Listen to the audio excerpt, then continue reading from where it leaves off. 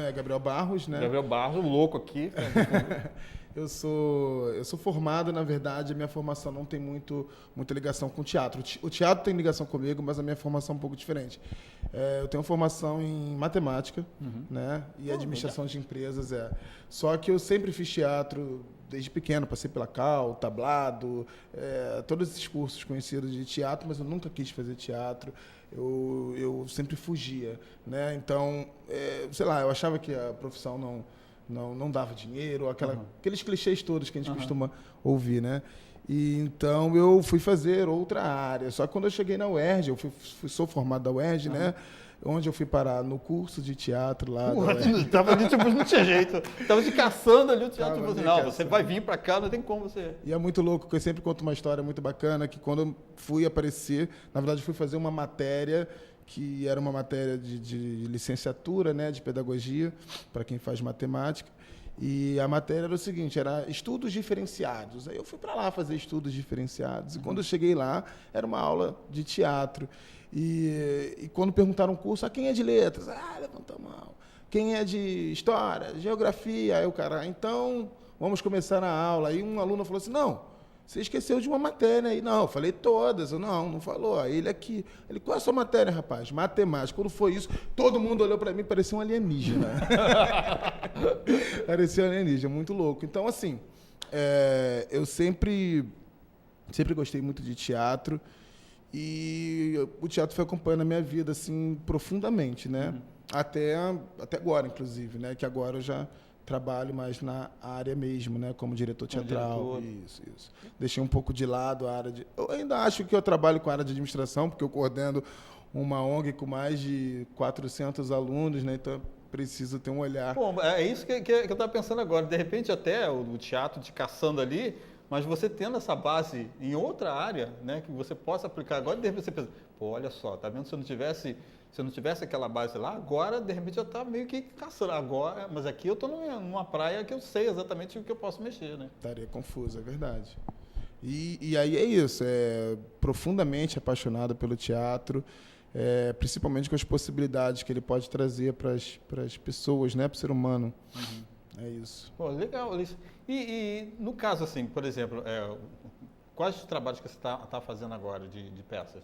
Bom, hoje eu... Até você falou até que você estava com um projeto, uma peça que você estava... projeto que você estava indo, que você teve até, que a gente marcou até para você vir, você, não, agora eu estou meio enrolado. É verdade.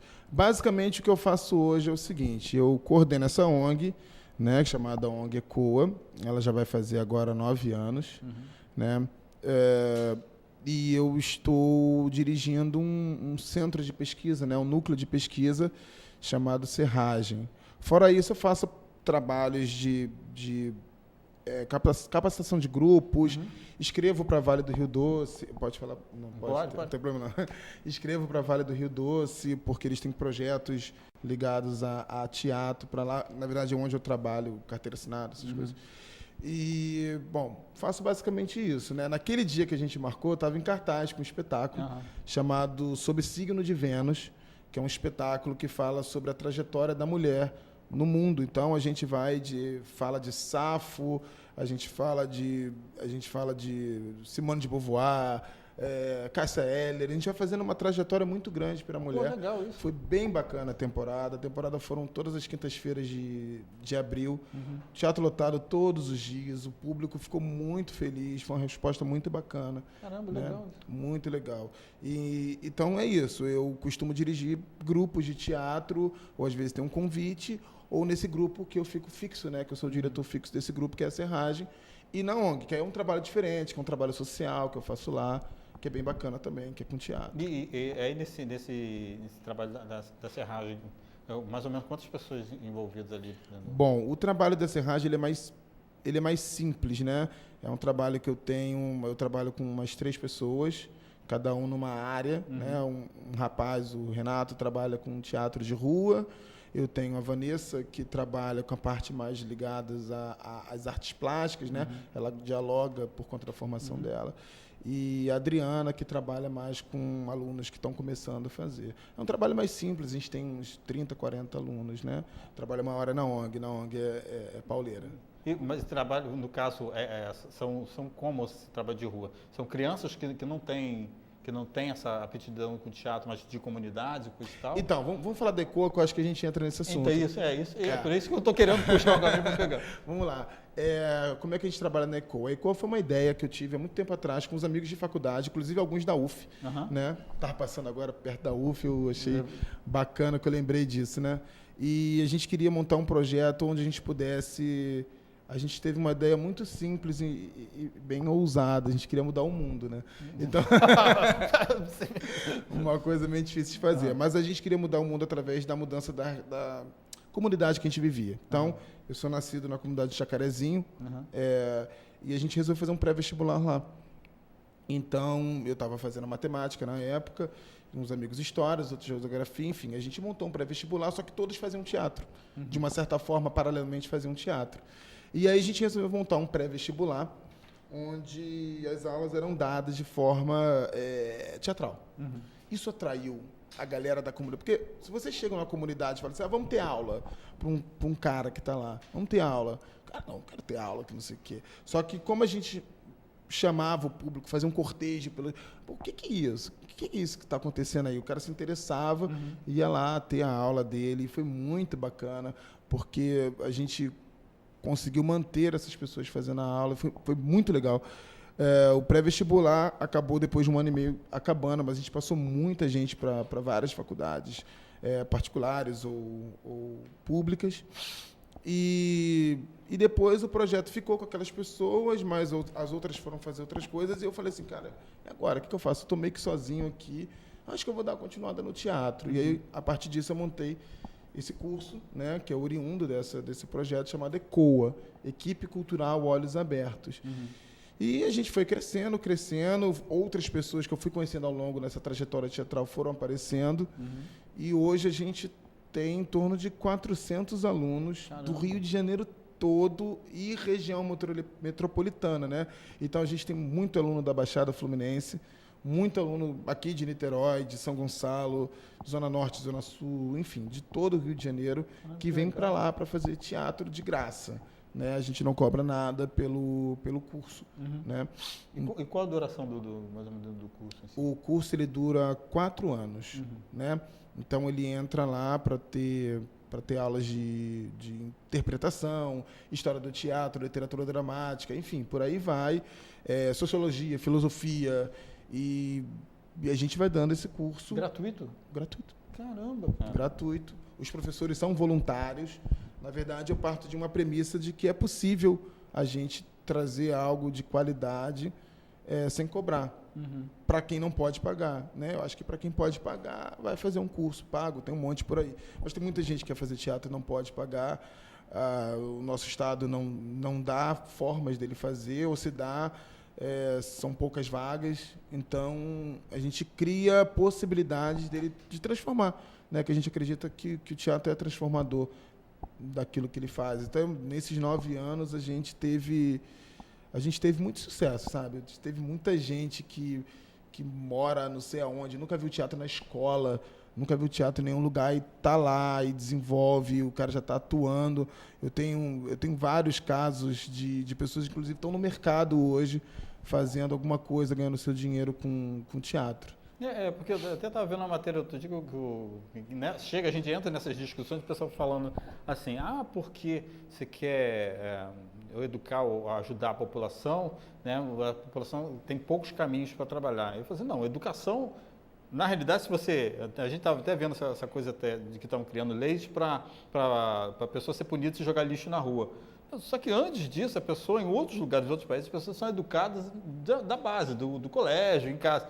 Então, você tendo uma boa base, nem esse tipo de coisa acontece. Né? O problema é que lá atrás, se você vai ver as escolas, você vai ver, hoje em dia as pessoas estão até agredindo o professor, né, nos colégios. Então, é complexo. Então, quando você chega e você dá uma oportunidade, você fala, não, você tem outro caminho, você tem oportunidade de fazer um teatro. De repente, uma criança que nunca imaginou, está lá naquele colégio que de repente está pensando em sair, mas vai ter uma oportunidade de fazer teatro, caramba, né?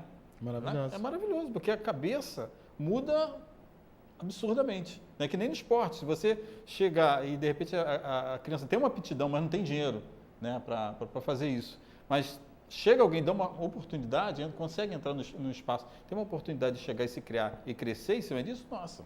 Maravilhoso.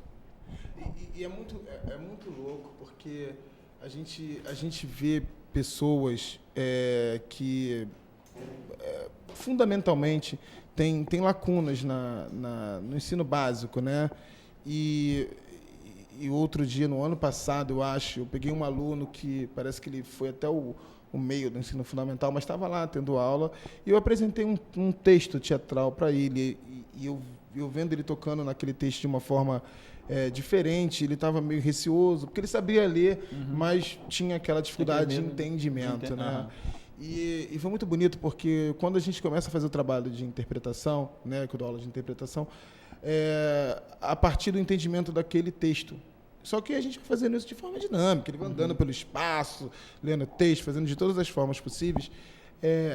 Foi muito legal o que ele me falou no final. Gabriel, é a primeira vez que eu leio um texto grande e eu entendo ele.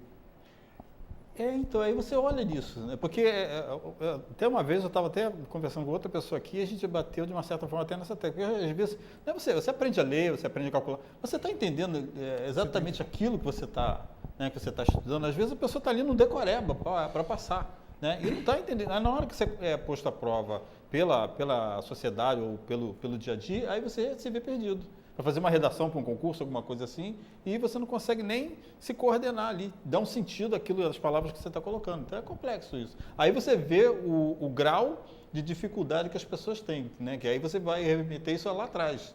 De novo, se você não tiver uma boa base, né, para poder trabalhar isso, coisa e tal. Agora, se você tiver uma base boa e projetos assim, que nem o seu, caramba, eu acho que qualquer criança tem a oportunidade de chegar e de repente você está ali numa televisão e você está vendo aquela criança que começou ali junto com você no cursinho ali, está ali de repente na televisão fazendo uma novela ou uma peça de teatro, alguma coisa assim. É verdade, porque a gente, é muito bacana você falar isso, porque eu estava pensando aqui que alguns alunos, quando vão ter as aulas e tal, a gente fala assim, mas eu não quero ser ator, né? Aí eu falo assim, não, mas o que a gente faz não é para você ser ator. Você pode vir a se tornar um ator. Eu não estou aqui para transformar você no ator. A gente, inclusive, chama lá de ator cidadão, né? Eu quero formar um cidadão. Quero formar um cara que pense a sociedade que ele vive, que pensa o espaço que ele vive. Então, a gente tem ali, tem professores de história, eu tenho médicos, eu tenho advogados, tenho galera que está desempregada também, carpinteiros, pedreiros, enfim, várias pessoas. E se a gente tiver em cada canto de pessoas que possam pensar a sociedade de forma diferente, eu acho que a gente já está transformando alguma coisa. Mesmo que seja aquela ideia louca que eu falei no início, que a gente tem que transformar o mundo, mas não tem como transformar o mundo sem transformar primeiro um indivíduo, né? Eu preciso transformar. Exatamente, porque às vezes aquela pessoa ali tem um talento, mas ela precisa ser meio que lapidada ali para poder chegar ao ponto daquilo que você está vendo que ela pode te dar, né? No caso, né?